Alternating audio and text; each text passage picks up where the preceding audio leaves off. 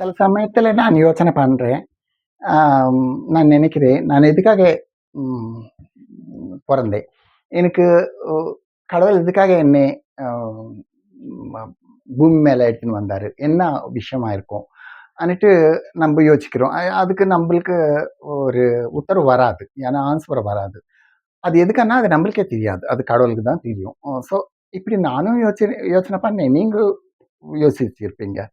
So ஆனா, சில பேருக்கு வேணும்னுட்டு பண்றாங்க. அது சக்சஸ் ஆயிடுவாங்க. சில பேரு அவங்களுக்கு தெரியாதையே ஏதோ பண்ணணும்னுட்டு மாமூலா பண்ணிடுவாங்க. அவங்க ஹைலி சக்சஸஸ் ஆயிடுவாங்க. அதெல்லாம் ரொம்ப கம்மி பேரு. எல்லாருக்குமே ஒரு அ ஒரு இதுவா தான் நம்போ பூமி மேல வந்தோமான்னாக்கா, நானும் அப்படி சொல்லல. நீங்க ஒரு தோட்டத்துக்கு போவீங்க. அங்கே ஒரு கூட நெறைய நீங்க ஒரு ஃப்ரூட்ஸ் பொறிக்குங்கன்னு சொன்னாக்கா, நம்ம போயிட்டு அங்க பார்க்குறோம். எப்படி ஒரு நல்லா இருக்கிற பழம் தான் எடுத்துன்னு வந்து நம்ம கூடையில போடுறோம். எது விட்டுடுறோம், எது ப இன்னும் வொர்ஸ்ட்டா இருக்குதோ, எது கரெக்ட்டா இல்லையோ, ஏதோ ரொம்ப பயத்துட்டு இருக்குதோ, அப்படிப்பட்டதெல்லாம் நம்ம விட்டுடுவோம். ஸோ அப்போ கடவுள் கூட நம்மள இத்தனை பேரு நம்மள பூமி மேல இருந்தாலும், நம்மளுக்கு அவரு சில பேர தான் செலக்ட் பண்ணியிருக்காரு. இப்படிப்பட்ட விஷயத்த பண்றதுக்கு. எப்படியாப்பட்ட விஷயம்னா, ஃபார் எக்ஸாம்பிள் ருக்மிணி அரண்டேல். ருக்மிணி அரண்டேல்னாக்கா, இந்த அம்மா எ இவ்ளோ அவ்வளான்னு இல்லங்க. எவ்வளவோ பரதநாட்டியத்துக்காக பண்ணியிருக்காங்க. ஏன்னா, அதுக்கு முன்ன யாரும் பண்ணலையான்னாக்கா, நான் சொல்லல இப்படி பண்ணியிருக்காங்க. ஆனா, இவங்க பாடுறது மட்டும் ரொம்ப எப்படின்னாக்கா, நம்ப ஒரு கணக்கு ஒரு ஒரு சமுத்திரம் போல ஒரு இப்போ நம்ப ஒரு கிணறுல இவ்வளோ தண்ணி இருக்குதுன்னு சொல்ல முடியும். கிளாஸ்ல ஒரு இவ்வளோ தண்ணி இருக்குது. ப்ராஜெக்ட்ல இவ்வளோ தண்ணி டிஎம்சி இருக்குதுன்னு சொல்ல முடியும். ஆனா, ஒரு சமுத்திரத்துல எத்தனை தண்ணி இருக்குதுன்னு சொல்ல முடியாது. அவ்வளோ ஒர்க் இவங்க பரதநாட்டியத்துக்கு பண்ணியிருக்காங்க. அப்புறமா ஐரானிக்கல்லி இவங்க பரதநாட்டியத்து மேல 30 வருஷம் வரலையும் இவங்க பரதநாட்டியம் கத்துக்கல. அத பத்தி யோசனை கூட பண்ணல. அவங்க வெஸ்டர்ன் டான்ஸ் கத்துக்கினாங்க. பரதநாட்டியம் கத்துக்கவே இல்ல. ஆனாலும் கூட பாருங்க, அ இ வரிசையா ஒண்ணொண்ணா சொல்லிக்கின்னு வரலாம். இவங்க 2000 1904ல மெட்ராஸ்ல மதுரையிலே பொறந்தாங்க. ஒரு பிராமன் ஃபேமிலியில. ஸோ இவங்க பேரு ருக்மிணி அரண்டேல். ஸோ ருக்மிணி தேவி இவங்க பேரு. அரண்டேல்ன்றது ஹஸ்பண்ட் மூலமா வந்து இருக்குது நினைக்கிறேன். ஸோ இவங்க பொறந்த பிற்பாடு அந்த காலத்துல பொண்ணுங்களும், ஆம்பள பசங்களும் தாய் தகப்பனுக்கு எதுவுமே பேச மாட்டாங்க எதிர்க்கா. எதிர்ச்சி. ஸோ பொண்ணுங்க ஒண்ணும் பிரச்சனமே இல்ல. அவங்க என்ன சொன்னாலும் அது செய்ற நாளுங்க அப்போ. அந்த காலத்துல. ஸோ அப்ப இவங்க ஒரு 7, 8 வருஷத்துக்கே மியூசிக் கத்துக்கிற ஆரம்பிச்சுச்சு. சங்கீதம் கத்துக்கிற ஆரம்பிச்சுச்சு. ஸோ அந்த சங்கீதம் கத்துக்கிறப்ப அந்த டைம்ல என்னங்க அ ம் சின்ன வயசுலயே கல்யாணம் பண்ணிடுவாங்க. ஸோ அப்போ இவங்களுக்கு கூட கல்யாணம் பண்ணணும்னு தோணுச்சு அவங்க பேரண்ட்ஸ்க்கு. அவங்க ஏற்பாடு பண்ணாங்க. இந்த அம்மா ரெஃப்யூஸ் பண்ணிடுச்சு. நான் பண்ண மாட்டேன். நான் ஒத்துக்க மாட்டேன். நான் மியூசிக் பண்ணியிருக்கிறேன். நான் இதில ஏதாவது ஏதோ கொஞ்சம் நான் சாதிக்கணும்னு எனக்கு இருக்குது. ஸோ அதுக்காக ஏதோ ஒண்ணு நானு பண்ணணும். அதுக்காக நான் இப்போ கல்யாணம் பண்ணிக்க மாட்டேன்னு ரெஃப்யூஸ் பண்ணிட்டாங்க. அவங்க பேரண்ட்ஸ் கொஞ்சம் சொல்லி பார்த்து அப்புறமா விட்டுட்டாங்க. ஏன்னா இது இது அந்த அவ்வளோ மாமூலி விஷயம் இல்லங்க. அந்த காலத்தில யார் எது கல்யாணம் சொல்லணும்னா நான் பேச்சே எடுக்கக்கூடாது. ஸோ அப்படியாப்பட்டது she was against of marriage அந்த டைம். பேரண்ட்ஸ் ஆனாலும் கூட. ஸோ அதுக்கப்புறமா என்னாச்சு 16 இயர்ஸ்க்கே ஒரு யூரோப்பியன் மேன கல்யாணம் பண்ணிக்கிச்சு. அது எப்படின்னாக்கா, நானு ஆனி பெசன்ட்ன்னு உங்களுக்கு தெரியும். அந்த ஆனி பெசன்ட் தான் நம்போ அ ஜிட்டு கிருஷ்ணமூர்த்திய இன்ட்ரோடியூஸ் பண்ணாங்க. அவங்க ஏதோ ஒரு ப்ராஜெக்ட் பண்ணியிருக்கிறாங்க. அங்கே ஜார்ஜ் அடையார்ன்னுட்டு ஒருத்தரு அவங்க ப்ராஜெக்ட்ல இருக்கிறாங்க. அவங்க ப்ராஜெக்ட்ல இருக்கிறப்போ, அவங்க ஒரு ஃபங்ஷன் பண்ணாங்க. பார்ட்டி ஃபங்ஷன் வச்சாக்கா, இவங்களும் கொஞ்சம் உன்னதமான ஃபேமிலி நம்ப ருக்மிணி அரண்டல் கூட. இவங்கள கூப்பிட்டாங்க போல தெரியுது. இவங்களும் வந்தாங்க. அவரு ப்ராஜெக்ட் ஒர்க் ம லே கோ கோ ப்ராஜெக்டர் அவரு கூட வந்திருக்கிறாரு இந்த ஃபங்ஷனுக்கு. 2 பேரையும் கூப்பிட்டு, அவர் அப்புறமா மாமூலா தான் இவங்க 2 பேருக்கும் இன்ட்ரோடியூஸ் பண்ணாங்க. நம்ம ஆனி பெசன்ட். நம்ம ருக்மிணி அரண்டேல், அப்புறமா ஜார்ஜ். So George அரண்டேல். இவங்களுக்கு ருக்மிணி தேவி தான். இவங்க அரண்டேல் இல்ல. ஸோ ருக்மிணி தேவியும் ஜார்ஜ் அரண்டேலுக்கு இவங்க இன்ட்ரோடியூஸ் பண்ணாக்க அவங்க ஒருத்தர் பேசிக்கிறாங்க. லவ் அட் ஃபர்ஸ்ட் சைட் போல தோணுது எனக்கு. ஸோ அப்ப அவங்களுக்கு ஒருத்தர் விரும்பிட்டு இவங்க வீட்ல போய் சொன்னாங்க. என்னட்டு நானு ஒரு அ ஒரு ஃபாரினர கல்யாணம் பண்ணிக்க போறேன். அது ரொம்ப பெரிய பிரச்சனை ஒண்ணும். அதுலயும் என்ன இவருக்கு வந்து 16 வயசு இவங்களுக்கு. அவங்களுக்கு வந்து 40 தாண்டிடுச்சு. 40 தாண்டிட்டு 42 என்னமோ இருக்கா. பாருங்க எவ்வளோ கான்ட்ரோவர்சியா இருக்குது. ஆனா வீட்ல போய் சொல்லியிருக்கா பர்மிஷன் எடுக்கிறதுக்கு. ஸோ அப்போ வீட்ல ஒத்துக்கல, பெரிய சண்டை ஆச்சு. இவங்கள விட்டுட்டு அது இவங்க கொஞ்சம் கொஞ்சம் இதுவா தோணுது. ஸ்டபன் போல தோணுது. அவங்க சொந்தக்காரெல்லாம் ஒண்ணொன்னா வர ஆரம்பிச்சுட்டாங்க. தினையும் ஒரு 10 பேர் வர்றது, "நீ அப்படி செய்யக்கூடாது, நீ இப்படி செய்யக்கூடாது." இன்னும் கா காதுல வந்து ஒரு தினையும் ஏதோ ஒண்ணு பேசுறத ஆரம்பிச்சுட்டாங்க. இந்த அம்மாக்கு எரிஞ்சு போச்சு. இதெல்லாம் இல்ல. இது கொஞ்சம் டிராக் பண்ணக்கூடாதுன்னு நினைச்சுட்டோ என்னமோ, அவரே கூட்டின்னு போய் பாம்பேல ரெஜிஸ்டர் மேரேஜ் பண்ணிக்கினாங்க. பாரு எவ்வளோ கான்ட்ரோவர்சியா இருக்குது. இதெல்லாம் யோசிக்கிற விஷயம். இன்னைக்கு நாளைக்கு ரொம்ப நடக்குது. ஆனா அந்த அந்த காலத்துல 100, 120 இயர்ஸ் 100 இயர்ஸ் பஹல முன்னால இப்படி நம்ம யோசனை பண்றதுக்கே கொஞ்சம் பயமா இருக்கும். பயமா இருக்கும். யோ ஏதோ இருக்கும். ஏதோ ஒரு மாதிரி ஃபீல் ஆகும். ஸோ அப்படி அவர கல்யாணம் பண்ணிக்கின பிற்பாடு, பின்ன அவரு கல்யாணம் 40 இயர்ஸ்க்கு மேல இருக்கிறாரு. இவங்க 16 வயசு இருக்குது. பின்ன இவங்களுக்கு ஏதாவது அவர் மூலமா இவ்வளோ வயசானவர் கல்யாணம் பண்ணிக்கணும், யூரோப்பியனை கல்யாணம் பண்ணிக்கிறத விட இவங்களுக்கு ஏதாவது ஒரு ஆறுதலா இருந்துச்சா? அதாவது கஷ்டம் ஏதாவது பண்ணாங்களா? வந்துச்சான்னாக்கா, ஒரு கஷ்டம் கிடையாதுங்க. அவரு நல்லா கோஆப்பரேட் பண்ணாரு. இவங்க என்ன செஞ்சாலும் அவங்க கோஆப்பரேட் பண்ணாரு. ஸோ அப்படியாப்பட்ட ஒரு ஹஸ்பண்ட் அந்த பாருங்க நம்ம வயசு பார்க்குறோங்கன்னே அவங்களுக்கு எப்படி ஒருத்தர் விரும்பினாங்களா அந்த வயசு வந்த பிற்பாடு. ஒரு 42 இயர்ஸ் வரை கல்யாணம் பண்ணிக்கிறது, இவங்களே கல்யாணம் பண்ணிக்கிறாங்க. இதெல்லாம் கடவுள் விஷயம்னு எனக்கு தோணும் அப்பப்போ. ஸோ ஆன பிற்பாடு அவரு இவங்களே இங்கிலாந்து கூட்டின்னு போனாரு. இங்கிலாந்து கூட்டின்னு போன பிற்பாடு இவங்களுக்கு அப்போதைக்கே இந்தியாவில் இங்கிலீஷ் சினிமா அதெல்லாம் வந்திருக்குது. அதில் நிறைய டான்ஸஸ் வந்திருக்கும். நீங்க பார்க்குறீங்க. 1920s 30ஸ்ல கூட இருக்கிற மூவிஸ்ல கூட நல்ல நல்ல டான்ஸ் இருக்கு. அந்த டான்ஸுக்கு அவங்களுக்கு இம்ப்ரெஸ்ஸாக தோணுச்சு. பரதநாட்டியத்தை பார்த்து அவங்களுக்கு யோசனை பண்ணல. ஸோ போயிட்டு அங்கே வெஸ்டர்ன் பேலெட் கற்றுக்கினாங்க. பேலெட்னாக்கா ரஷ்யன் பேலெட்டு, யூரோப்பியன் பேலெட். யூரோப்பியன்னா நம்ம இட்டாலியன் பேலெட்டு, ஃப்ரெஞ்சு பேலெட்டு இப்படிப்பட்டது இருக்கும். ஸோ அங்கே ஃப்ரெஞ்சு பேலெட்டு கற்றுக்கினாங்க. அது கற்றுக்கிட்ட பிற்பாடு ரொம்ப அழகாக பண்ணாங்க அதை. பரதநாட்டியம் பற்றி அவங்களுக்கு யோசனை இல்லை. ஸோ அப்புறம் அப்போ என்னன்னாக்கா பரதநாட்டியம் ஆடுறது தேவதாசி அவங்களுக்கு பண்ணியிருந்தாங்க. அது கோயிலில் மட்டும் பண்ணியிருக்காங்க. வெளியே வெளியே பண்ணுறது யாருமே இல்லை. அது பார்க்கணுன்னா கோயிலில் தான் போய் பார்க்கணும். ஸோ அப்படி இருந்துச்சு. இவங்களுக்கு கூட அது மேலே எதுவுமே இல்லை. பாட்டு மட்டும் கற்றுக்கினாங்க. அப்போ நல்லா அந்த டான்ஸ் கூட கற்றுக்கினாங்க. அவங்களுக்கு ஏதோ ஒன்று செஞ்சு காமிக்கணும்னு ஒரு மனசுல ஒரு விருப்பம் இருந்துச்சு. ஒரு ஒரு ஒரு ஃபீலிங். ஸோ விருப்பம் இல்லை, ஒரு ஃபீலிங். ஸோ அப்போ அவங்க என்ன மேடமே கேட்டாங்க, மேடம் நான் இந்த டான்ஸ்ல இன்னும் முன்னேறணும்னு பார்த்துன்னு இருக்கிறேன், என்ன செய்யணும் நானாக்கா. அப்போ அவங்க என்ன சொன்னாங்கன்னாக்கா, பாருமா இந்த டான்ஸ் நிறைய பண்ணியிருக்கிறாங்க உலகத்துல, அமெரிக்கால, ரஷ்யால, இங்கிலாந்துல எங்குமே எல்லாமே பண்ணியிருக்கிறாங்க. இதை பத்தி நீ என்னது நிறைய பேர் இருக்கிறாங்க. உங்க இந்தியாவில் நான் ஒரு டான்ஸ் பார்த்தேன், சதர்ன்றாங்க. சதர் அந்த டான்ஸ் ரொம்ப நல்லா இருக்கா, நீ அதுல கொஞ்சம் டெவலப் பண்ணு, அது கற்றுக்கோ, அதுல கொஞ்சம் அது கொஞ்சம் அவ்வளோ அழகா இருக்கு இல்லாட்டி கூட அதுல கொஞ்சம் டெவலப் பண்ணிட்டு அது அது அதோ அது மூலமா நீங்க ஏதாவது செய்யன்னு அவங்க ஐடியா கொடுத்தாங்க. பாரு ஒரு இந்தியன் பிராமன் கேர்ள்ஸ்க்கு ஐடியா வரல. 30 வருஷம் ஆன பிற்பாடு அந்த டைம்ல அவங்க டான்ஸ்க்கு ஐடியா கொடுத்தாங்க. இந்தியன் கேர்ள்ஸ்க்கு பரதநாட்டியம் கற்றுக்க சொல்லி. பரதநாட்டியம் என்ற பேர் அப்ப இல்லைங்க. பாவராக தாளத்துல இருந்து இந்த பரதநாட்டியம் இருக்குது. ஆனா பரதநாட்டியம் பண்ணிட்டு யாரும் கூப்பிடுறது இல்லை. அப்போ சதிராட்டம் தான் கூப்பிட்டு இருந்தாங்க. ஸோ இவங்க வச்சாங்க. அப்புறமா பரதநாட்டியம் ரீநேம் வச்சாங்க 1932ல.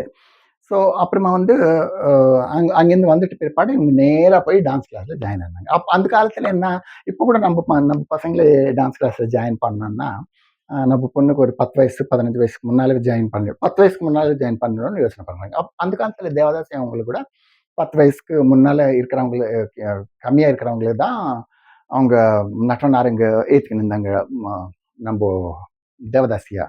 ஸோ ட்ரைனிங் கொடுத்துருந்தாங்க. ஸோ இவங்களுக்கு அந்த வயசுலே அவ்வளோ சீக்கிரமா அவங்களுக்கு அப்போ என்ன தோணுச்சுன்னாக்கா 30 இயர்ஸ்ல போய் அவங்க டான்ஸ்ல ஜாயின் ஆனாங்க. அவங்க குருங்க ஒத்துக்கினாங்களோ என்னமோ தெரியாது. ஸோ நல்லா டான்ஸ் இவங்க நல்லா பண்ணியிருக்கிறாங்க. ஸோ அவங்களுக்கு கூட இஷ்டமா தோணுச்சு போல தெரியுது. நல்லா அழகாக கற்றுக் கொடுத்து பன்னநாடு ஸ்டைலில் கற்றுக் கொடுத்துருக்காங்க. ஸோ பன்னநாடு ஸ்டைல் என்னான்னு நான் வீடியோஸில் சொல்லியிருக்கிறேன். நீங்கள் பாருங்க. ஸோ அந்த பண்டனோட ஸ்டைலுன்றது ரொம்ப கஷ்டம், ரொம்ப அழகாக இருக்கும். ஸோ அப்புறமா வந்து அது கற்றுக்கின பிற்பாடு அவங்க அந்த அப்போ டான்ஸ் ப்ரோக்ராம் பண்ணணும்னா, டான்ஸ் பார்க்கணும்னா ஒரு கோயிலில் தான் பார்க்கணும், வெளியே பார்க்க முடியாது. அப்படியேப்பட்ட இவங்க அரங்கேற்றம் வெளியே கொடுக்கறதுக்கு யோசனை பண்ணாங்க. வெளியன்னாக்கா யாரு? அந்த பக்தர், கிக்தர் கோயில்ல வரவங்க அப்படி இல்ல. யாராவது வந்து பார்க்கலாம். அப்படின்னுட்டு அவங்க ஹஸ்பண்ட் பண்ண ஆர்கனைசேஷன்லேருந்து ஒரு ஆர்கனைசேஷன் மூலமா நெறைய ஒரு பெரிய கூடமா வச்சு, ஒரு 20,000 அந்த காலத்துல 20,000 முன்னாலே 30 வயசு தாண்டிட்டு பிற்பாடு கத்துக்கின பொண்ணுக்கு டான்ஸ் பண்ணணும்னா எவ்வளவு தைரியக்கணும், எவ்வளவு கான்ஃபிடன்ஸ் இருக்கணும். நீங்க யோசனை பண்ணி பாருங்க. ஏன்னா இப்ப கூட நம்மளுக்கு அரங்கேற்றம் யாரும் நம்மள பண்ணாக்கா, யார் வருவாங்களோ? இப்படி பண்ணாதோ? என்னாச்சோ? 30ஸ்க்கு அப்புறமா 2, 3 இயர்ஸ்லயே அந்த 2 ஹவர்ஸ், 3 ஹவர்ஸ் டான்ஸ் பண்ற மாதிரி நீ கத்துக்கிட்டு 20,000 ஜனங்க முன்னால அது ப்ரோகிராம் குடுத்திருக்கு யோசனை பண்ணாக்கா, எவ்வளோ எக்ஸ்ட்ராடினரியா இருக்கலாம் அந்த நம்ம ருக்மிணி ஹெர்டல். ஸோ அப்புறமா அப்படி ப்ரோகிராம் கொடுத்த பிற்பாடு அது சக்ஸஸ்ஃபுல் ப்ரோகிராம். ரொம்ப அழகா இருந்துச்சு டான்ஸ். எல்லாரும் பாராட்டுனாங்க. ஸோ அப்புறமா அவங்களுக்கு என்ன தோணுச்சுன்னா, நானு அப்புறமா அவங்களுக்கு ஒன்னொன்னா கொஞ்சம் இத்தனை பேரு ஏன் பாராட்டுனாங்க? ஏன்னா தேவதாசி நృత్యం கூட சில பேர் நல்லா இருக்குது, சில பேர் நல்லா இல்லைன்னு சொல்லுவாங்க தவிர, என்ன எல்லாரும் பாராட்டுனாங்க. எதுக்கு பாராட்டுனாங்க? ஏன்னா நான் கொஞ்சம் வேற விதமா பண்ணியிருக்கிறேன். ஸோ அப்போ இந்த பரதநாட்டியத்துல நம்ம கொஞ்சம் டிஃப்ரெண்ட்டா பண்ணணும். ஏதோ கொஞ்சம் சேஞ்சஸ் பண்ணணும். அவங்களுக்கு தோணுச்சு. அந்த மனசுல வந்துச்சு. ஸோ அப்போ இப்ப பாருங்க, நம்மளுக்கு எதுவுமே இல்லாதப்போ ஒரு ரேடியோ இருந்துச்சு. அதான் கேட்டுன்னு இருந்தோம். எங்க போயிட்டு வந்தாருனாலும். அப்புறமா பிளாக் அண்ட் ஒயிட் டிவி வந்த பிற்பாடு ரேடியோ விட்டுட்டு டிவி நெறையா கான்சன்ட்ரேட் பண்ணோம். அப்புறமா கலர் டிவி வந்த பிற்பாடு இது விட்டுட்டு கலர் டிவி இப்படி ஒன்னொன்னா மாறினுச்சு. அப்போ இதுக்கு என்ன நினைச்சுச்சுன்னா, இந்த டான்ஸ் தேவதாசிங்க பண்ற மாதிரி இருந்தாக்கா, அது அப்படிதான் இருக்கும். ஸோ அப்புறமா அழிச்சிடும். தவிர இன்னும் அதுக்கு லைஃப் இருக்காது. ஸோ இதுல நம்ம கொஞ்சம் ஏதாவது மாற்றம் பண்ணணும். ஸோ அன்னிட்டு ஒன்னொன்னா தோணுச்சு. அது ஒன்னொன்னா எவ்வளோ அழகா அழகா பண்ணியிருக்கேன்னு நான் ஒன்னொன்னா சொல்றேன் உங்களுக்கு. ஃபர்ஸ்ட்டு அது என்ன நினைச்சாங்கன்னா, இந்த பாட்டுல ஏதோ மிஸ்டேக் இருக்குன்னு நினைச்சாங்க. மிஸ்டேக் ஆனது இல்லைண்டு அது கொஞ்சம் வேற விதமா தோணுச்சு. ஏன்னா, ஆடியன்ஸ் எல்லாரும் வித்வானுங்க வரமாட்டாங்கங்க. எல்லாம் நார்மல் பீப்பிள் கூட வருவாங்க. ஒருத்தருக்கு ஒரு மாதிரி தோணும். இவங்க தேவதாசிங்க ஜாஸ்தியா ஜாவலி பதம்ஸ் பண்ணியிருந்தாங்க. ஸோ ஜாவலிஸ் பதம்ஸ்ன்றது என்னன்னா, ஒரு சிருங்காரம். சிருங்காரம்னா ஒரு எரோட்டிக் மாதிரி சாங்ஸ் இருக்கும்ல அது, கிருஷ்ணனை பத்தி. ஆனா அந்த சிருங்காரம்ன்றது பக்தி சிருங்காரம். பக்தியோட ஒரு சிருங்காரம். ஒரு கிருஷ்ணனுக்காக, ஒரு இதுக்காக, ராதானுக்காக இருக்கும். ஆனா, மாமூல் ஜனங்க அவங்களுக்கு அந்த கதைங்களும் தெரியாது. அந்த பாட்டுங்க புரியாது. இந்த தேவதாசி பண்ற நிருத்யம், டான்ஸ் மட்டும் பார்த்துன்னு இருந்தாங்க, நடனம். பண்றப்போ அவங்க அவங்க காமிக்கிற சிருங்காரத்திலே இவங்க வேற விதமா நெனச்சுக்குவாங்க. ஸோ என்னது டான்ஸ்னா இதா? அது ஒரு மாதிரி சீப்பா நெனைக்கிறது. இப்படி கூட ஆரம்பிச்சாங்க. வெளிய போய் சொல்லிக்கிறது இதெல்லாம் ஆரம்பிச்சாங்க. அப்போ இத நெனச்சு இப்படி இல்ல. ஒரு லாங்குவேஜ் வராத ஆளுங்கள் கூட டான்ஸ்ல ரசிக்கணும். ஆனாக்க இதுல கொஞ்சம் ஏதோ சேஞ்சஸ் பண்ணணும். அன்னிட்டு அவங்க என்ன செய்தாங்க, இந்த ஜதிங்க அதெல்லாம் எடுத்து இது அலரிம்பு, ஜதிஸ்வரமு, சப்தமு, வர்ணம் இதெல்லாம் ஒன்னொன்னா செட் பண்ணாங்க. அப்புறமா ஜாவலி பதம்ஸ் கூட லாஸ்ட்ல வச்சு, அதுல தில்லானா அதெல்லாம் ஆட் பண்ணி, இப்படி ஒன்னொன்னா ஒரு ஒரு ப்ரோகிராம் போல ஒரு ஒரு கோர்ஸ் போல அவங்க ஒரு அரேஞ்ச் பண்ணாங்க. இது ஒரு சேஞ்ச். ஸோ 2வது சேஞ்ச் என்னன்னாக்கா, இவங்க டான்ஸ் பண்றப்போ அந்த நிருத்ய மண்டபம்னு ஒரு இருந்துச்சு. கோயில்ல இருக்கும். அந்த கோயில் மத்தியில இவங்க டான்ஸ் பண்றாங்க. தேவதாசிங்க சுத்தியும் நின்னுக்கின்னு பார்க்குறாங்க. நின்னுக்கின்னு உட்கார்ந்தோ பார்க்குறாங்க. ஸோ அப்போ சில டைம்ல இந்த பக்கம், சில டைம்ல அந்த பக்கம், சில டைம்ல இன்னொரு பக்கம் பண்ணிட்டு திரும்பி பண்ணணுமே தவிர அவங்களுக்கு ஒரு அட்டென்ஷன் ஒரு பக்கமா அட்டென்ஷன் குடுத்து நல்லா பண்ணணும்னு முடியாது அவங்களுக்கு. ஏன்னா எல்லாரும் பக்கம் எல்லாருக்கும் அட்டென்ஷன் குடுக்கணும்ல. ஸோ அதுக்காக அவங்க என்ன நினைச்சாங்கன்னா, இப்படி இல்ல. ஒரு ஸ்டேஜ் போல வெளிய வெளிய கூட நம்ம ப்ரோகிராம் குடுக்கலாம். நான் குடுத்தேன். ஸோ அப்படியே மிச்சம் பேரும் கூட குடுக்கணும். அப்போ 3 பக்கமா ஓப்பன் பண்ணிட்டு, பின்னாடி மூடிடுவோம். ஸோ அப்போ 3 பக்கமா ஓப்பன் பண்ணாக்கா, இந்த ஒரு பக்கம் தான் அவங்க பண்ணலாம். அப்ப சரியா போகுது. அப்ப அந்த பக்கம் பின்னாடி, பின்னாடி திரும்பி, இந்த பக்கம் கொஞ்ச நேரம், இந்த பக்கம் கொஞ்ச நேரம் பண்ண தேவையில்ல. ஸோ ஒரே சைட்ல பண்ணாக்கா சரியா போகுதுன்னுட்டு, அப்ப நினைச்சு அந்த ஸ்டேஜ அப்படி ஏற்பாடு பண்ணாங்க. ஏன்னா, பின்னால பூரா கவர் பண்ணிட்டு 3 பக்கமா ஓப்பனா இருக்கிறது. அப்புறமா இது 1 2 ஸ்டேஜ். அந்த ஸ்டேஜ்ல அப்போ அந்த காலத்துல மேக்கப் இல்ல. இவங்க எக்ஸ்பிரஷன்ஸ் பண்றது கூட யாருக்கும் தெரியறதில்ல. அப்போ அந்த காலத்துல இந்த டான்ஸ் பண்றப்போ என்ன பண்ணியிருந்தாங்கன்னா, பெட்ரோமாக்ஸ் லைட்ல பண்ணியிருந்தாங்க. ஸோ பெட்ரோமாக்ஸ் லைட்லனாக்கா தலை மேல வச்சுக்கணும். ரொம்ப பெரிய லைட்டுங்க அந்த காலத்துல. ஸோ அந்த காலத்துல தலை மேல வச்சுக்கின்னு இப்ப கூட நீங்க ப்ரொசஷன்ஸ்ல பார்த்திருப்பீங்க. அந்த பயம் உங்களுக்கு தெரியும். ஸோ இப்படி வச்சுக்கின்னு நின்னுட்டு இருக்காங்க. நின்னுட்டு நின்றாக்கா இவங்க டான்ஸ் பண்றாங்க. ஒரு வாட்டி அது மேல உயிரலாவும் செய்யலாம். ஏதாவது ஆவும் செய்யலாம். ஸோ இப்படியாப்பட்டதெல்லாம் டேஞ்சரஸா இருக்கும். அப்போ அவங்க என்ன நினைச்சாங்கன்னா, இப்படி இல்ல. இப்படி இதுக்கு நான் அப்போ கொஞ்சம் கொஞ்சம் காசு கீசு இருக்கிறவங்க கொஞ்சம் இது பல்ப் வச்சு நின்றாங்க. அந்த கரண்ட் பல்ப். அப்போ கரண்ட் பல்ப் எல்லாம் மெட்ராஸ்லவே இல்ல போல தெரியுது. ஸோ ஒன்னொன்னா வந்துச்சு டெவலப் ஆச்சு. அந்த கரண்ட் பல்ப் ஒண்ணு வச்சாக்க, அந்த பல்ப் என்னங்க அந்த காலத்து பல்பு அது உடைஞ்சிடும். அதாவது நெறைய நேரம் இருக்காது. அந்த டிம்மா இருக்கும். மூஞ்சி கூட சரியா தெரியாது. முகம் சரியா தெரியாது. கண்ணு, மூக்கு சரியா தெரியாது. ஸோ அப்படியாப்பட்ட இது இருந்துச்சு. ஸோ அதுக்காக அவங்க என்ன நெனச்சாங்க, இந்த டான்ஸர் நல்லா அழகா அவங்க எல்லா மூவ்மெண்ட் பண்ணணும், தெரியணும்னாக்கா, அந்த கார்னர்ல ஒரு லைட், இந்த கார்னர்ல ஒரு லைட், மத்தியிலேருந்து இப்படி கீழ இருந்து மேல வர மாதிரி ஒரு லைட். அதெல்லாம் லைட்டிங் அவங்க செட் பண்ணாங்க. ஸோ இப்ப நடக்கிறதெல்லாம் அவங்க செட் பண்ண இதுதான். ஸோ அப்படி ஒரு லைட்டிங் பண்ணிட்டு, அவங்க எல்லா எக்ஸ்பிரஷன்ஸ் தெரியிற மாதிரி அவங்க அது பண்ணாங்க. பாருங்க எவ்வளோ பண்ணியிருக்கிறாங்க. ஸோ இதான பிற்பாடு அவங்களுக்கு அப்ப என்ன தோச்சுதுன்னாக்கா, பாட்டத்துல டிஃபரன்ஸ் ஆச்சு. அப்புறமா ஸ்டேஜ்ல டிஃபரன்ஸ் ஆச்சு. அப்புறமா லைட்டிங்ஸ்ல டிஃபரன்ஸ் ஆச்சு. அப்புறமா என்னது, நெக்ஸ்ட் இந்த வாத்தியக்காரங்க. வாத்தியக்காரங்க என்ன வாசிக்கிறவங்க, வீணா வகைரா அதில ஒரு கட்டிக்கிட்டு ம் கயித்துக்கு கட்டிக்கிட்டு அது வாயிச்சுன்னு இருந்தாங்க.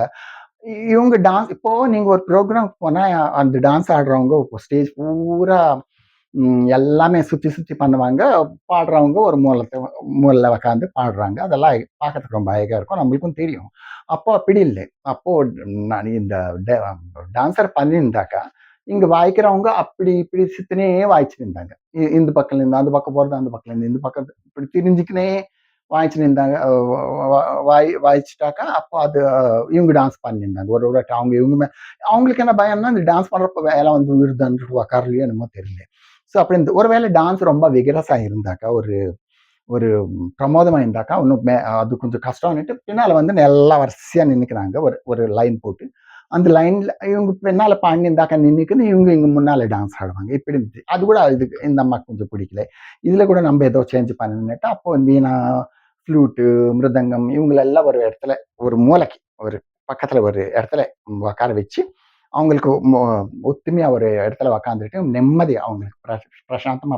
ஏன்னா அப்ப பாடுறவங்க இல்லைங்க. அப்ப பாடுறவங்க ரொம்ப கம்மி. நட்டுனாருங்க பாடுவாங்க. அதாவது இவங்களே சொந்தமா பாடிக்கணும். ஏன்னா தேவதாசியும் கூட 10 குவாலிஃபிகேஷன்ஸ் பாஸ் பண்ணியிருந்தாங்க. அதுல சிங்கிங் கூட வந்துருந்துச்சு. ஸோ அப்படியே இந்த வாய்க்கிறவங்க எல்லாம் அந்த மூலத்துல உட்காந்து வாய்ச்சு. இப்ப கூட நம்ம அப்படித்தானே பார்க்கிறோம். இந்த சேஞ்சஸ் கூட அந்த அம்மாவை தான் எடுத்துன்னு வந்து அவங்க தான் எடுத்துன்னு வந்தாங்க. ஸோ இதான பிற்பாடு அவங்களுக்கு என்ன நினைச்சுச்சுன்னா, இந்த கொண்டை நம்ம ஏதாவது போடுறோம். இந்த கொண்டை போடுறப்போ, அவங்களுக்கு நம்ம நெறைய முடிய போடலாம். ஸோ நல்லா பெரிய கொண்டைங்க போட்டுருந்தாங்க. டான்ஸ் பண்ணியிருந்தாங்க. நின்னுக்கின்னு பாடுறவரெல்லாம் பரவாயில்ல. அவங்க கொஞ்சம் குனியணும், கொஞ்சம் முன்னுக்கு இப்படி பெண்ட் ஆகணும் அப்படின்னாக்கா, அந்த கொண்டையில இருக்கிற நகைங்கெல்லாம் உயிர்ந்துருது. அதாவது பாரமா தோணுது. ஒரு வாட்டி கொண்டை விட்டு வந்துடுறது, மூஞ்சி மேல விழுறது. இப்படியெல்லாம் இருந்துச்சு. ரொம்ப அசிங்கமா இருந்துச்சு அப்போ. அப்போ சேஞ்ச் பண்ணணும்னுட்டு அவங்க என்ன செஞ்சாங்கன்னா, இல்ல ஒரு கொண்டை இல்ல. ஒரு ஜோட்டி கூட பண்ணலாம். ஆனா அப்ப ஜோட்டி இல்ல. அப்ப வீட்ல ஜோட்டி பண்ண பசங்க. சின்ன பசங்க தான் ஜோட்டி பண்றது. பெரியவங்களும் கொண்டை தான். ஒரு வயசுக்கு வந்து பிற்பாடு கொண்டை தான். ஸோ அப்படியே அந்த ஜோட்டி இந்த அம்மா ஏற்பாடு பண்ணாங்க. ஒரு பெரிய லாங் ஜோட்டி. அதுக்கு ஒரு பெல்ஸ். நம்ம இந்த குச்சிலான்னு சொல்றாங்க. அதெல்லாம் அதுக்கு முன்ன இல்ல. இவங்க தான் ஏற்பாடு பண்ணாங்க. ஏன்னா, அது வால் போல இருக்கும். ஸோ அதனால அழகா இருக்காதுன்னுட்டு இவங்களே அந்த பெல்ஸ் ஒரு 3 பெல்ஸ் வச்சு அது கட்டிட்டு, அப்புறமா இங்க கொண்டை இருக்கணும். அது ஏன்னா சாம்பிரதாயம் சொல்றாங்க. ஸோ அதுக்காக ஒரு சின்ன கொண்டைய இங்க வச்சு, அதுக்கெல்லாம் ஒரு நகைங்கெல்லாம் சுத்தி, நகைங்கெல்லாம் வச்சு, ஸோ அப்படி ஒரு கொண்டை, சின்ன கொண்டை, அது மேல ஜூட்டி, ஜூட்டிக்கு பின்னால பெல்ஸ். இதெல்லாம் இந்த அம்மா ஏற்பாடு பண்ண விஷயம் தான்.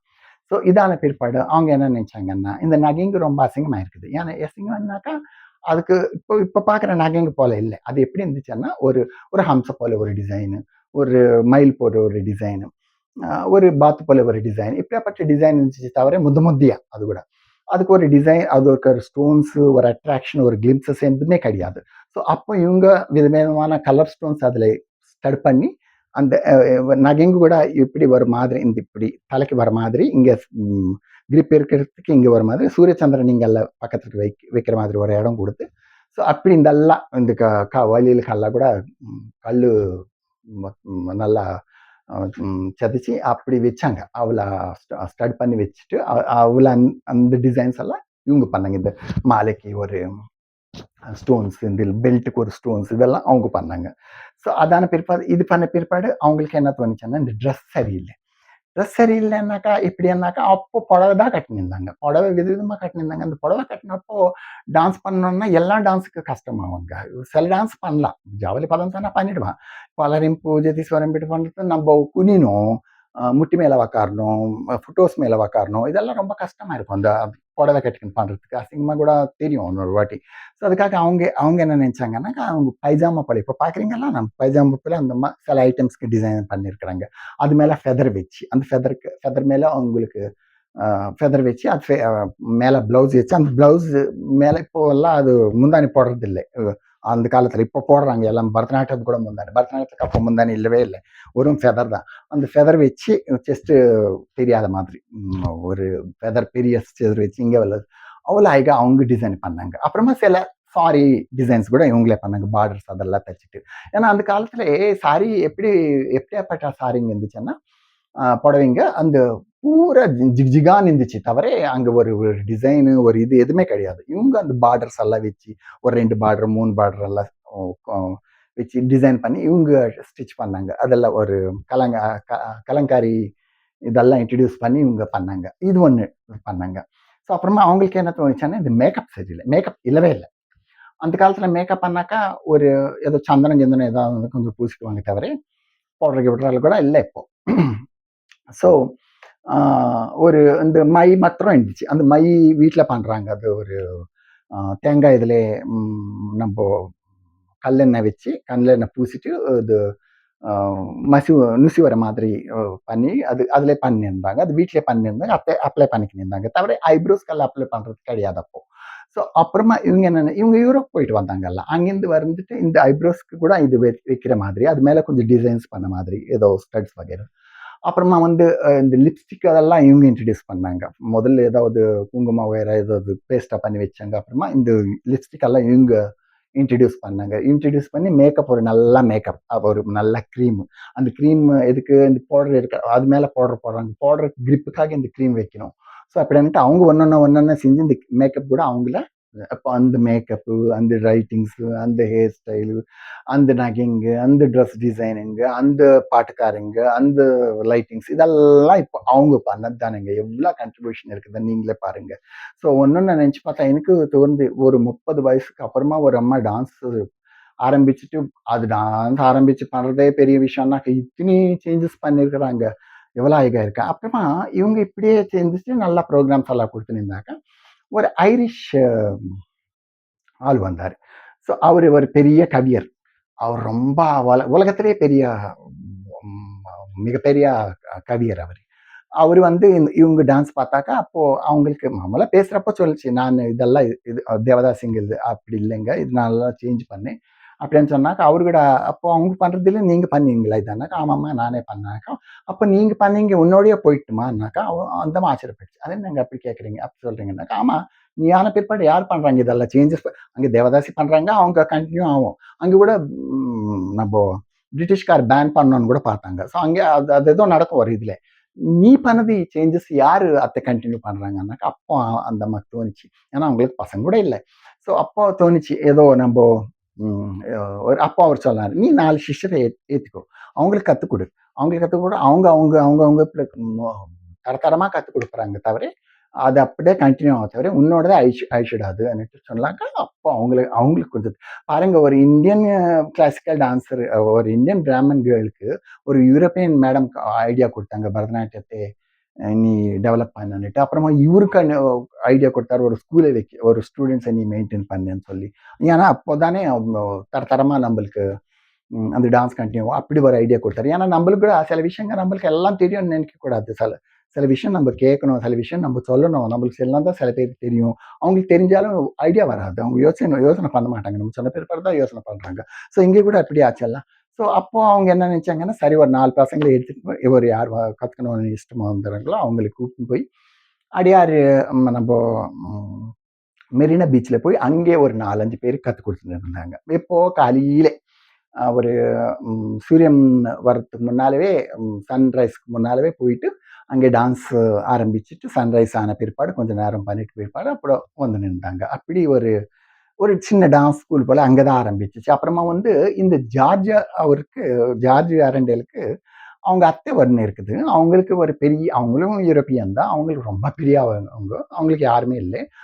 அவங்க இறந்துட்டாங்க. அவங்க இறந்த பிற்பாடு அடையாறில் இருக்கிற ரொம்ப ப்ராப்பர்ட்டி, நிறைய ப்ராப்பர்ட்டி மெட்ராஸில் வந்திருக்கு. அதில் அடையாறில் இருக்கிற ஒரு ப்ராப்பர்ட்டி கூட இவருக்கு வந்திருக்குது. ஏன்னா இவர் தானே ஹேரு. ஸோ அப்படின்ட்டு இவருக்கு வந்திருக்குது. இவரு வந்த பிற்பாடு அப்போ அந்த ஹஸ்பண்டுக்கு ஹஸ்பண்ட் அப்போ சொன்னாரு, "நீ அங்க எதுக்கு போய் கத்துக் குடுக்கணும்? ஏன்னா அங்க ஜனங்க கூட அப்போ அவ்வளவா இல்லங்க. ஒரு 20, 25 குரோர்ஸ் பீப்பிள் தான். ஸோ ஆனாலும் இந்தியால. அப்ப மெட்ராஸ்ல எத்தன பேர் இருப்பாங்க. ஸோ இது எல்லாமே இங்க தான் கத்துக் குடு. பரவாயில்ல நம்ப இதுலன்னாக்கா, அப்போ அந்த அடையார்ல இருக்கிற பிளேஸ்ல அவங்க இந்த பசங்க வந்து கத்துக்கிறது. அப்புறம் ஒண்ணொண்ணா சேர்ந்தாங்க. ஏன்னா ஒரு கூட்டமா சேர்ந்தாங்க. அப்புறமா வந்து ஒரு 4, 5 பேர் டீச்சர்ஸ் வந்துச்சு. நட்டுவனாருங்கள கூப்பிட்டு வச்சு, அவங்களுக்கும் ட்ரெய்னிங் குடுத்து, இவங்க ட்ரெஸ் விதைகள்லாம் அவங்களுக்கு அப்படி ஆரம்பிச்ச ஒரு ஸ்கூல் தான் இப்போ மிகப்பெரிய நாங்க dance school. Indian first classical dance school of Bharatanatyam. இங்கே நம்ப எங்க ம் கலாக்ஷேத்ரா. கலாக்ஷேத்ரா அவங்க ஏற்பாடு பண்ணது. அந்த ப்ராப்பர்ட்டி எல்லாம் அவரு ஜார்ஜ் அரண்டேல்து அந்த ப்ராப்பர்ட்டி குடுத்தது. ஸோ அங்கே தான் இவங்க இப்படிப்பட்ட ஏற்பட்ட ஒரு மிகப்பெரிய டான்ஸ் ஸ்கூல் ஆயிடுச்சு. அப்புறமா lakhs of people, thousands of people, lakhs of people அதில் கற்றுக்கினாங்க. நிறையா பேரு, மிகப்பெரிய பேருங்க அதெல்லாம் எடுத்திருக்காங்க. ஸோ அப்புறமா அவங்க இது மட்டும் தான் பண்ணலைங்க. டான்ஸ் மட்டும் தான் இதுக்கு தான் கண்ட்ரிபியூட் பண்ணல. அவங்க நிறைய விஷயத்துல பண்ணாங்க. ஏன்னா இவங்க first lady a member of Rajya Sabha. ராஜ்யசபாக்கு அதுக்கு முன்ன ராஜ்யசபால யாரும் மெம்பர்ஸ் லேடீஸ் இல்ல. ஸோ இவங்கள தான் ஃபர்ஸ்ட் இன்ட்ரோடியூஸ் பண்ணார். நேரு டைம்ல நெனைக்கிறேன். ஸோ இன்ட்ரோடியூஸ் பண்ணாரு. 2 வாட்டி இவங்க ராஜ்யசபா மெம்பர் ஆனாங்க. அந்த ராஜ்யசபா மெம்பர்ல ஆன பிற்பாடு கூட, அவங்க அங்க போனாக்க அந்த டான்ஸ பத்தி அவங்க பெரிசா பேசினப்படி எனக்கு தெரியல. பண்ணியிருப்பாங்க. ஆனா அவ்வளவு ஆனா அனிமல்ஸ் பத்தி அவங்க ரொம்ப யோசனை பண்ணாங்க. ஏன்னா அப்போ ஒரு ஒரு ரைட்ஸ் எதுவுமே அனிமல்ஸ்க்கு ரைட்ஸ் எதுவுமே கிடையாது. ஏன்னா யார் எந்த அனிமலான சாவடிச்சிடலாம். ஏன்னா நான் என் வீட்ல ஒரு ஆட்டுக்குட்டியோ, அதாவது ஒரு நாயோ நானு வளர்த்துனிருந்தாக்கா, என் எதிர்க்க வீட்டுக்காரன் வந்து அத சாவடிச்சாலும் எனக்கு கேஸ் போடுறதுக்கு ரைட் இல்ல. ஏன்னா அப்படியாப்பட்ட ஒரு நிலைமையில இவங்க இதெல்லாம் பார்த்துட்டு ரொம்ப வியசனப்பட்டாங்க. அப்போ பார்லிமெண்ட்ல இந்த பிரச்சனை எடுத்தாங்க அவங்க. ஒரு கொஸ்டின் எடுத்தாங்க. கொஸ்டின் எடுத்து இது எப்படி பண்ணணும்னா, நம்மள ஏதாவது பண்ணணும் இதுக்கு அனிமல்ஸ்க்காகன்ட்டு நம்ம ரைட் எடுத்தாக்கா, அப்போ அந்த அம்மா குடுத்த ஒரு பிரசங்கம் ஒரு 1 ஹவர், 2 ஹவர்ஸ் 1 ஹவர் என்னமோ, இந்த பிரசங்கம் குடுத்தாங்க. அனிமல்ஸ் எப்படி எப்படியாவது கஷ்டப்பட்டுன்னு இருக்குது. யார் யார் அத கஷ்டப்பட்டுன்னு இருக்கிறாங்க. இப்படியாப்பட்ட விஷயங்கள்லாம் அவங்க சொன்ன பிற்பாடு நிறைய பார்லிமெண்ட்ஸ்காரங்க அயம் வந்துடுச்சு. அயம் வந்துட்ட பிற்பாடு நெஹ்ரு கூட naturally he is animal fan. அவரு பிராமன் தானே. So animal fan. அப்புறமா வந்து அவரு கூட அப்போ அவரு சீரியஸா சொன்னாங்க. எங்களுக்கு கூட தோணல. நானும் பார்த்துன்னுக்கிறோம். ஆனா எங்களுக்கு தோணல. நீங்க சொன்ன பிறகு தான் தெரியும். ஸோ அதுக்காக நான் இந்த பில்ல நான் பாஸ் பண்ணியிருக்கிறேன்னுட்டு அப்புறமா அவர் பாஸ் பண்ணிட்டாரு. அப்புறம் இவங்க எடுத்துன்னு வந்த அனிமல்ஸ் ரைட்ஸ் தான் ஃபர்ஸ்ட். அப்பதான் பலி கிலி இழக்கக்கூடாது. அனாவசரமா யூனோ நம்மள வளர்க்குற இதுங்களெல்லாம் சாவடிக்க கூடாதுன்ட்டு அப்போ ரைட்ஸ் வந்துச்சு. அப்புறமா நிறைய வருஷம் அது நடக்கல. அப்புறம் இது இப்போலாம் ரொம்ப ஸ்ட்ரிக்ட்டா நடந்துன்னு இருக்குதுன்னு நினைக்கிறேன். தெரியாது. ஸோ அப்படி அப்படி ஒரு விஷயம் பண்ணாங்க. அது அது அந்த விஷயம் பண்ண பிற்பாடு அவங்களுக்கு 1977ல மொரார்ஜி தேசாய் வந்தாரு. அப்ப எமர்ஜென்சி அப்புறமா வந்து மொரார்ஜி தேசாய் பிரதமர் ஆனார்ல. பிரதமர் ஐயா பிரைம் மினிஸ்டர். பிரைம் மினிஸ்டர் ஆன பிற்பாடு அவரு இவங்கள பத்தி யோசனை பண்ணாரு. என்னான்னுட்டு இவங்க இவ்வளோ கான்ட்ரிபியூட் பண்ணாங்க. இவ்வளோ நேம் கேம் ஃபேம் அப்போ எல்லாம் அவங்களுக்கு உலகத்துல எல்லாம் தெரிஞ்சு போச்சு. ருக்மிணி ரெண்டாளன்றது யாருன்னுட்டு. என்ன பண்றாங்கன்னுட்டு. ஸோ இவங்களே இன்ட்ரடியூஸ் பண்ணலாம். இவங்களே நாமினேட் பண்ணலாம் ராஷ்டிரபதிக்காகன்னு நினைச்சாரு. ஏன்னா அந்த காலத்துல 77லயே ஒரு ராஷ்டிரபதிக்காக இவங்களை பத்தி யோசனை பண்றாங்க நம்ம பிரதான மந்திரி. இவங்க ஆயிட்டு இருக்கலாம். ஆனா இவங்களுக்கு என்ன நினைச்சுச்சுன்னா, இப்போ நான் ராஷ்டிரபதி ஆயிட்டாக்கா, இப்போ பிரதான மந்திரி போல, முக்கியமந்திரி போல இல்ல. எங்க போனாலும், எப்படி போனாலும் அவங்க இஷ்டமா போறோம். அங்கெல்லாம் புரோட்டோகால்ஸ் இருக்கும். முன்ன பின்னால 100 சுத்தி இருப்பாங்க. ஒரு 5 வருஷம் இந்த மாதிரி 5 இயர்ஸ் கோர்ஸ் அது. டைம் அது. அந்த அந்த அந்த 5 வருஷத்துல இவங்களுக்கு எதுவுமே அசைய முடியாது. ஏன்னா யாரு ஒரு மரியாதை ஒரு ராஜா போல, ராணி போல மரியாதை. அதெல்லாம் அவங்களுக்கு தேவையில்லைன்னு நினைக்கிறாங்க. அப்ப சொல்லிட்டாங்க, எனக்கு இதெல்லாம் தேவையில்லை. நான் டான்ஸ்க்காக, அனிமல்ஸ்க்காக என்ன பண்றோமோ அதுவுமே எனக்கு போதும்னுட்டு ரெஃப்யூஸ் பண்ணிட்டாரு. ரெஃப்யூஸ் பண்ணிட்டு பண்ணாங்க. ரெஃப்யூஸ் பண்ணிட்ட பிற்பாடு அவரும் ஒன்றும் அன்லைக்லி அவங்களுக்கு கூட அக்செப்டட். ஏன்னா அவரும் புரிஞ்சுக்கினாரு. அதாவது ஒரு வாட்டி அவங்களுக்கான ஒத்துக்குனாக்கா ஃபர்ஸ்ட் ராஷ்டிரபதி நம்ம இந்த ருக்மிணி அரண்டல் தான் ஆயிருக்கும்.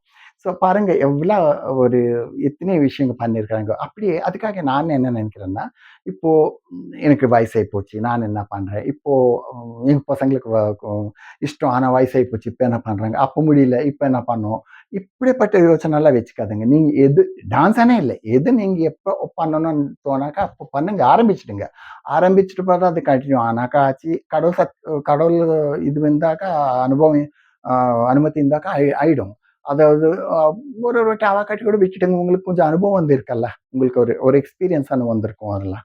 ஸோ இப்படி நம்மளுக்கு எது விஷயத்துல யாருமே டிசப்பாயிண்ட் பண்ணாதீங்க. நீங்களும் டிசப்பாயின்ட்மென்ட் ஆவாதீங்க. ஸோ நீங்க எது எது மேல உங்களுக்கு மனசு போகுமோ அது பண்ணுங்க. அது கரெக்ட்டா பண்ணுங்க. இப்போ இப்போ நான் ப்ரோகிராம் எதுக்கு குடுக்குறேங்க. எனக்கு நல்லா எல்லாரும் என்ன பாராட்டணும். என்னால எல் எனக்கு நல்லா காசு வரணும். நான் எங்க போனாலும் எனக்கு you know they should appreciate me. அப்புறமா நான் என் வேலைங்கெல்லாம் நடக்கணும்னுட்டு நான் ஒரு நெனப்புலாம் இருக்கலாம். அவங்களுக்கு கூட இப்படி இருக்கலாம். ஆனா அவங்க ஒரு ஆராதனையோட பண்ணாங்க. ஒரு பக்தியோட பண்ணாங்க இது. ஏன்னா நான் பண்றேன். ஆனா இதுல ஒரு பக்தி சேர்ந்திருக்கிறாங்க. இப்ப அந்த பக்தி கடந்து கழியாதுங்க. ஓப்பனா நான் சொல்லிக்கிறேன். இப்பல்லாம் பெர்ஃபார்மன்ஸ்னாக்கா to appreciate, to get name and fame அவ்வளோதான் அதுலயே ஒரு பக்தி சேர்ந்து, அது ஒரு ஒரு பூஜை போல பண்றது இப்போல்லாம் ரொம்ப கம்மி.